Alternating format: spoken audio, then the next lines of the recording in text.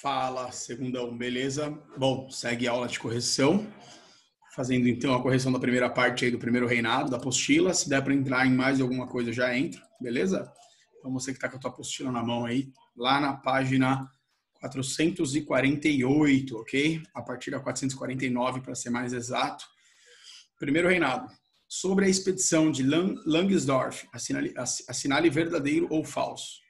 Empreendeu uma viagem de dezenas de quilômetros pelo Brasil, revelando sua rica diversidade de paisagem natural, verdadeiro. Foi responsável pela construção de um registro pictórico do Brasil, perfeito.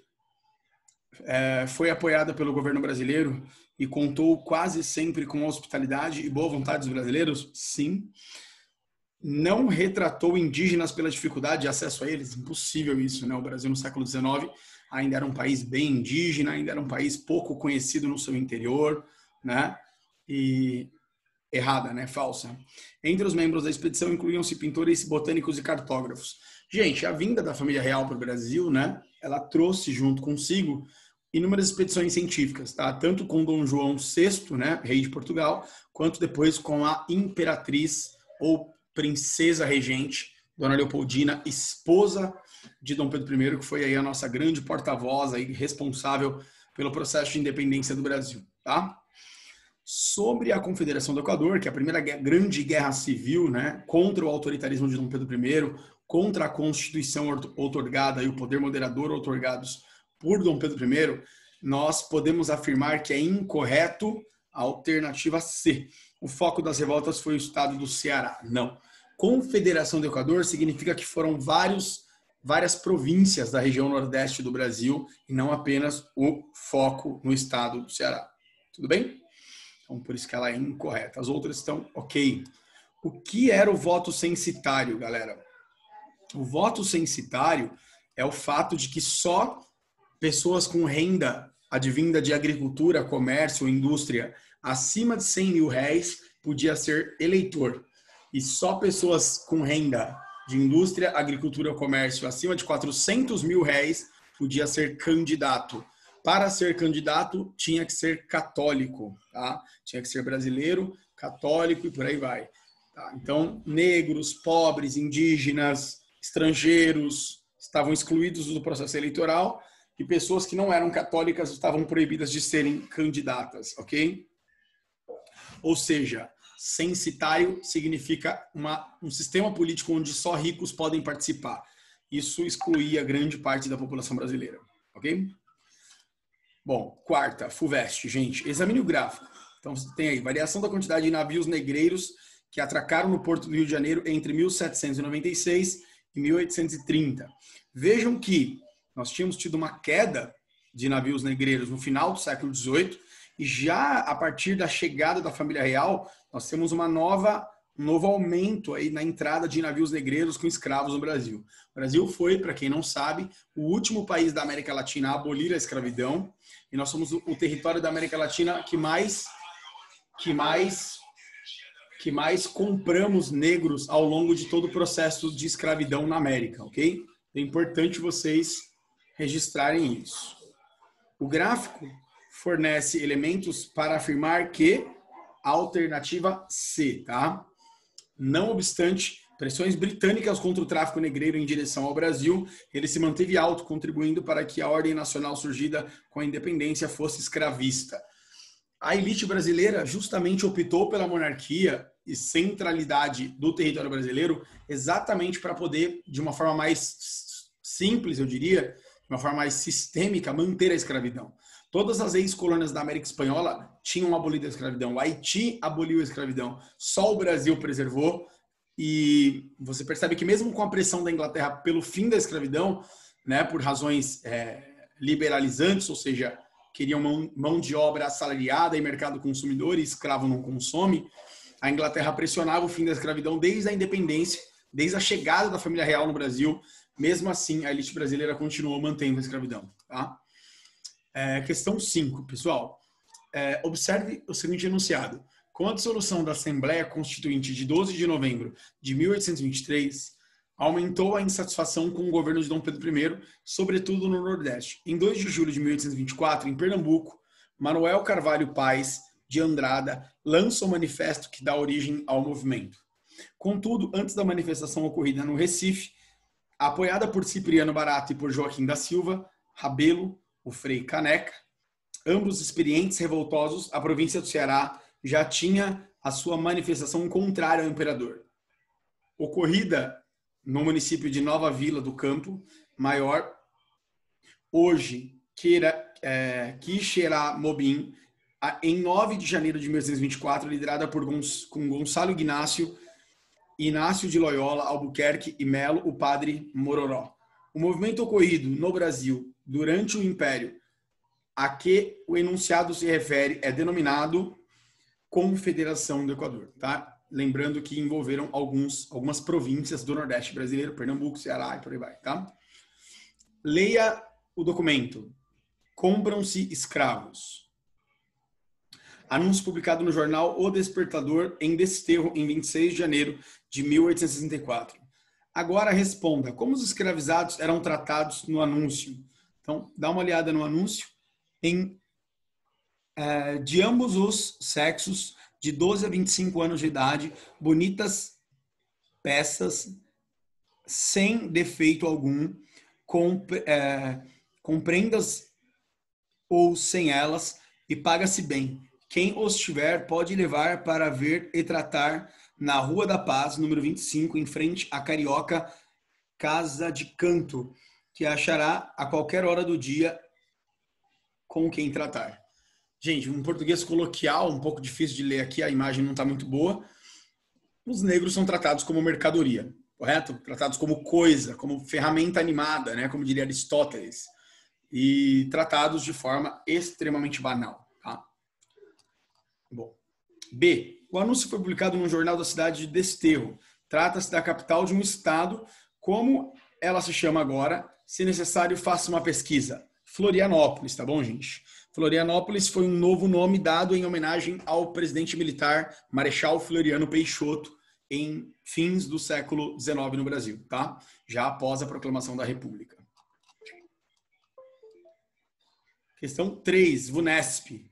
A primeira Constituição Brasileira de 1824 foi C, outorgada pelo imperador Dom Pedro I e definiu a existência de 4 poderes: executivo, legislativo, judiciário e moderador, que dava plenos poderes ao imperador Dom Pedro.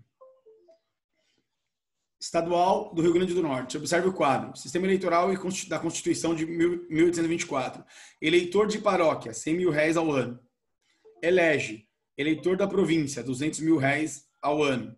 Elege. Senador, 800 mil réis ao ano. Lembrando que era o imperador que escolhia o senador e era um cargo vitalício. Uma vez eleito, só saía morto ou se decidisse sair. E elege deputado, 400 mil réis ao ano. Foi tudo que eu expliquei lá no voto censitário, né? Ou seja, só vota quem tem dinheiro e só é candidato a algum cargo quem tem muito dinheiro. Somente a elite brasileira podia concorrer a cargos políticos nessa época. A partir da análise do quadro e tendo em vista o contexto do Brasil no Primeiro Império, é possível classificar o voto naquele período como C, censitário, masculino, indireto e em 2 graus. Primeiro que só vota quem tem dinheiro. Segundo, que você não vota no candidato, mas você vota num grupo de políticos, né? Que vai, então, propriamente eleger o candidato. O senador é eleito pelo próprio imperador, ele pode ser ou não aceito pelo próprio imperador através do poder moderador e assim por diante. Tá?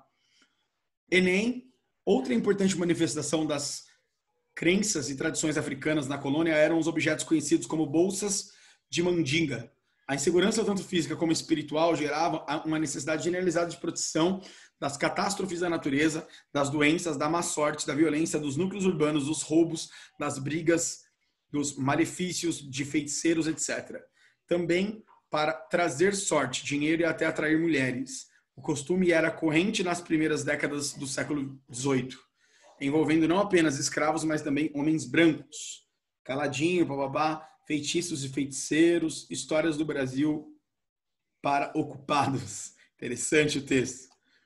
A prática histórico-cultural de matriz africana, descrita no texto, representava um ou uma, alternativa E, instrumento para minimizar o sentimento de desamparo social. Gente, vocês podem perceber que as grandes religiões do Brasil, né, assim como do mundo, mas em especial do Brasil, onde nós temos um pouco mais de propriedade para falar, elas são muito mais fortes nas periferias, nas favelas.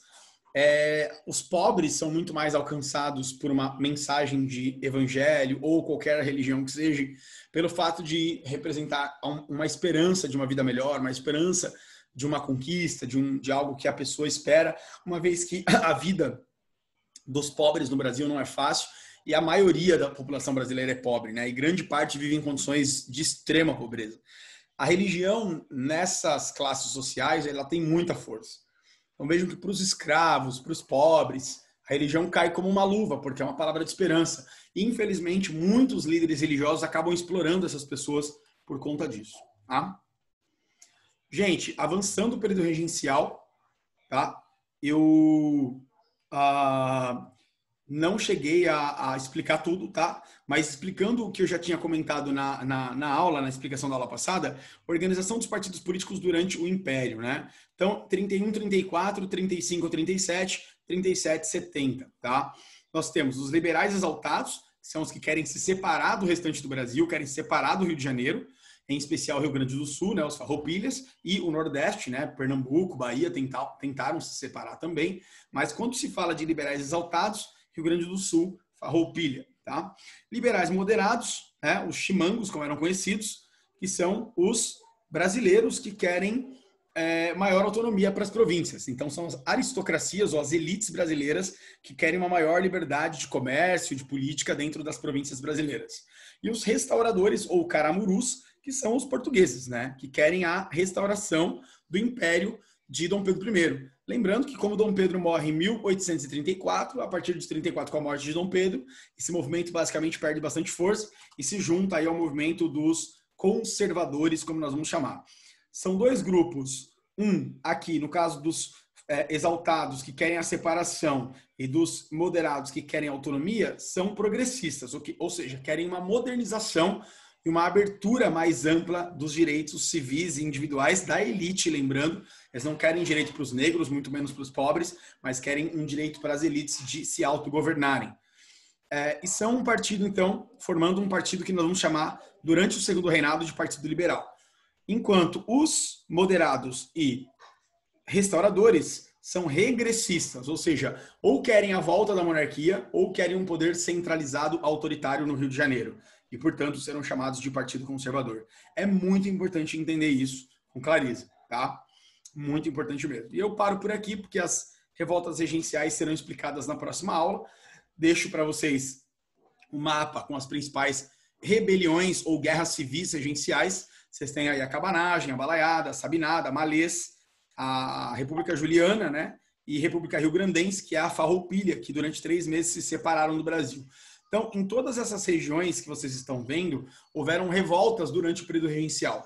A partir de 1832, principalmente 1835 e 1838, nós tivemos inúmeras revoltas. Algumas delas lideradas pela elite, como foi o caso da Farroupilha no Rio Grande do Sul, e outras com participação popular de pobres, marginalizados, ex-escravos e escravos, tá? Dentre elas, em Salvador, nós tivemos a Revolta dos Malês, que eram escravos muçulmanos que lutaram pelo fim da escravidão e pela liberdade de culto islâmico em um país que a religião oficial era o catolicismo e era proibido praticar qualquer outra religião em espaço público que não fosse o catolicismo. Entro em detalhes com vocês nas próximas aulas, no caso amanhã. Espero que vocês tenham compreendido até aqui. Um forte abraço para todo mundo e valeu!